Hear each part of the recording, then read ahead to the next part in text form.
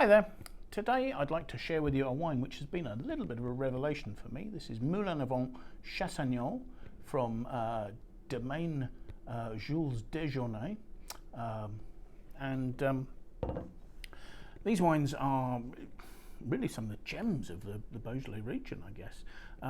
The Domaine, founded very recently in 2007 by Fabrice Duperray, a Burgundy wine merchant who, at the age of 43, decided to become a wine producer. He was offered some fantastic mature vineyards in Beaujolais, some of them up to 140 years old, and jumped at the chance to create his own domain.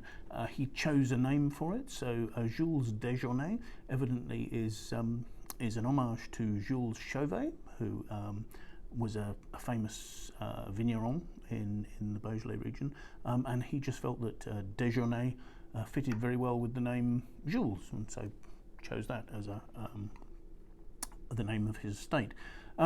The wines are made with intense care, so we've got very old vines, we've got fantastic sites. As I say, this is the Chassignol. I believe the Chassignol is a single vineyard being vinified just together. They do actually say here that there were only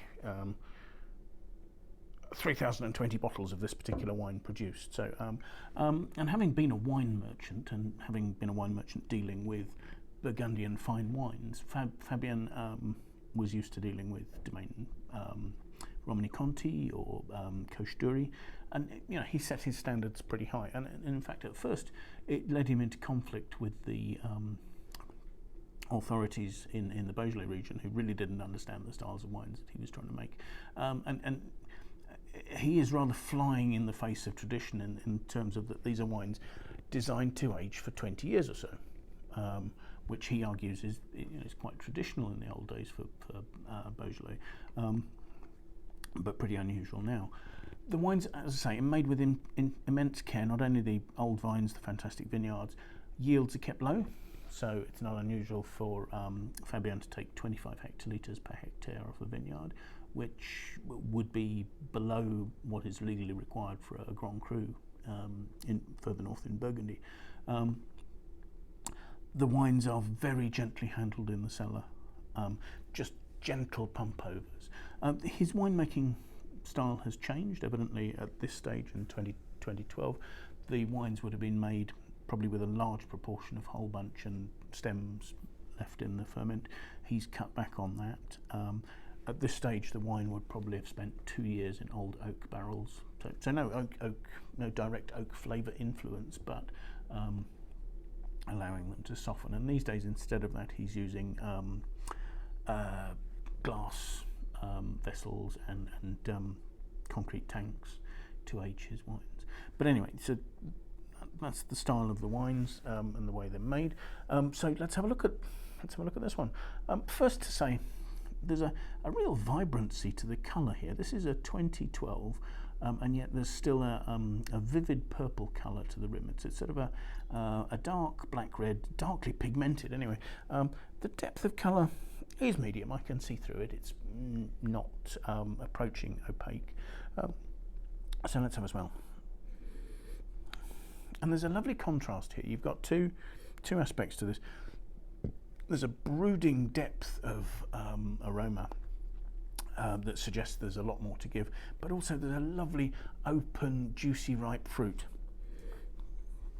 The fruit is going through a spectrum of sort of red to black that might sort of start with a sort of a darker, very ripe plum, dark plum, run through sort of mulberry, boysenberry, loganberry, with that sort of the juicy aspect, but also a sort of a slightly wild, slightly spicy, slightly leafy notes all in there together, and a sort of a compote.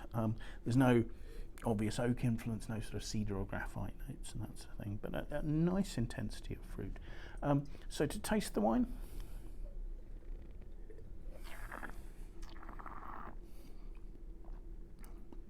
number of things to remark about. Firstly, fabulous acidity, but the wine doesn't seem acidic.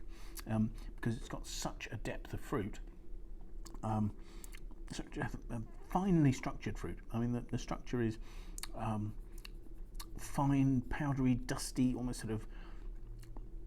It's flavour and texture together. There's a sort of an almost sort of the texture and flavour of cocoa powder. That sort of smoothness and finesse. It's velvety. It's silky, and all the fruit flavours that I was talking about on the aromas are there. It's that sort of spectrum from mulberry through loganberry, boysenberry, those sort of notes. And the flavours are lasting really nicely. The alcohol, the bottle says it's 13.2%, which suggests they weren't left to get to very high ripeness, and hence a lovely balanced acidity. I mean, this is a beautifully balanced wine. The flavours are lasting really nicely, but because the alcohol's not overpowering the finish, I can feel the perfumes developing. So, you're getting all that lovely juicy fruit continues to come through, but the spicy notes, the earthy touches, so you've got your cinnamon spice, tiny touches of, you've got little bits of truffle note there, and the flavours are keeping coming there, and the flavours are lasting phenomenally well, and there's a lovely freshness in my mouth as well. So yes, really very impressed with that as a wine. I mean, I do have to say, if you were buying it through our website, the average price we see for this is $75 US a bottle. So it's certainly not cheap, but I think actually it's certainly a wine that comes into the realm of fine wine. So yes, I hope you've enjoyed listening to this. Thank you for joining us. Goodbye.